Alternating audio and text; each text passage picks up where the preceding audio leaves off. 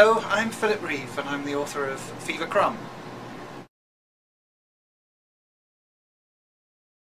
Well, I'm quite a visual writer. I think I've always drawn a lot, and I worked as an illustrator for many years, and I also used to make sort of low-budget movies for my own amusement, so that's influenced it a lot as well. But when I'm writing a story, I do see it in my head, and I see everything in great detail, and I just try and describe what I'm seeing.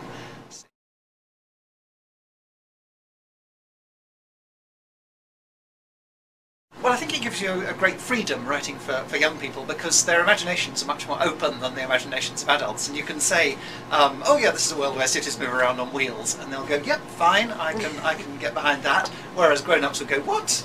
This is nonsense, I'm not reading that. And also at the same time there's a certain discipline that comes with it, because I do feel you have to, you can do almost anything. I think I've never felt that I can't write about the things I want to write about for children and teenagers, but I do think you need to keep the story moving and you need to keep the pace up there, and you can't afford to do what an adult novelist can do, which is sort of noodle off for 100 pages describing the landscape and things. You have to have stuff happening, and you have to keep the story moving along.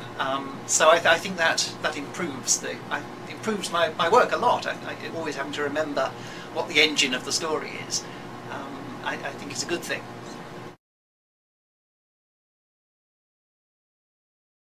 I guess the authors who inspired me are the authors I read a lot when I was kind of 11, 12, young teenager.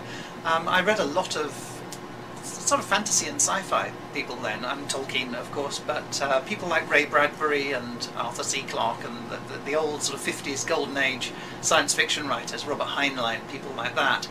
And then when I got to college, I stopped reading all that. I started reading proper grown-up books instead. But when I started writing my own books, it was that stuff that I wanted to kind of recreate, that sort of the feeling that I'd got from reading those things, that sense of wonder that I got from them when I was young.